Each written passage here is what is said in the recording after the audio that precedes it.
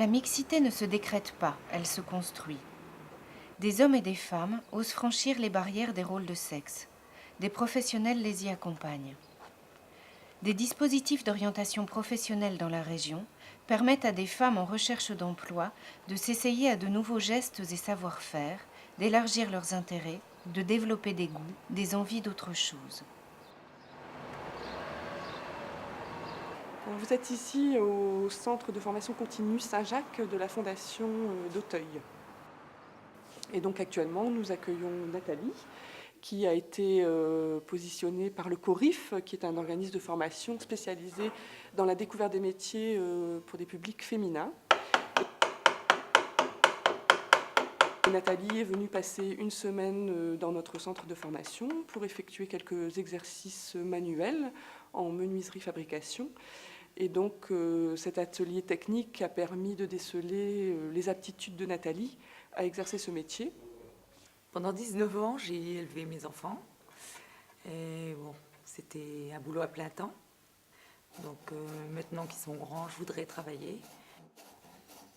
La menuiserie parce que ça m'a toujours passionnée. C'est ce que j'aurais voulu faire au départ de l'école et que j'ai pas pu faire parce que les filles n'étaient pas admises dans les écoles.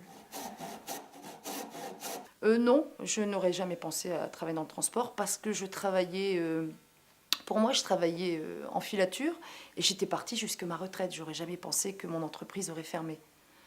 Et donc, bon, malheureusement, elle a fermé. Et de là, je me dis, entre guillemets, j'ai l'opportunité de pouvoir choisir maintenant mon travail. Le métier que je voudrais faire. C'est-à-dire plus travailler en usine, être libre. Et ben, j'ai eu cette opportunité-là et je me suis lancée.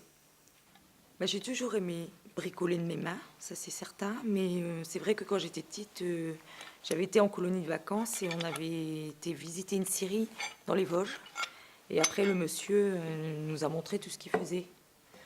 Des sabots, des statuettes. Et l'odeur des sapins, ça m'avait vraiment beaucoup plu.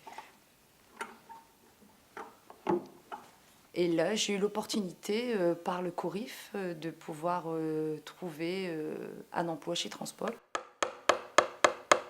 Il ne faut pas se leurrer, on sait très bien que c'est difficile pour le public féminin de trouver des postes dans le métier du bâtiment. Et je ne suis pas d'accord du tout, parce que ce soit un métier d'homme ou un métier de femme. Comme je vous disais, je travaillais dans la filature. Et je faisais aussi bien le métier, aussi bien le travail d'un homme. Je travaillais en l'emballage, donc je devais porter des bobines de fil qui étaient assez lourdes. Et les hommes le faisaient, et les femmes aussi. Et donc il n'y avait aucune différence. Je pense, oui, quand même, que les mentalités ont évolué et que maintenant on peut se permettre plus de choses qu'avant, en tant que femme. Les inconvénients, c'est plus ou moins les horaires. Chez Transpol, c'est les horaires. Travailler le week-end, aussi on peut travailler jusqu'à 1h30 du matin. Commencer de bonne heure le matin aussi.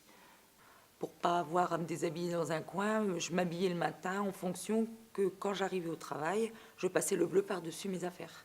Comme ça, j'avais pas besoin d'un local spécial ou quoi que ce soit. De la part des collègues masculins que je pourrais avoir, j'attends qu'ils soient respectueux envers moi, qu'ils prennent pas de gants si je fais des erreurs, qu'ils me parlent comme un collègue normal, quoi. Mais sinon, qu'ils se tiennent à leur place quand même.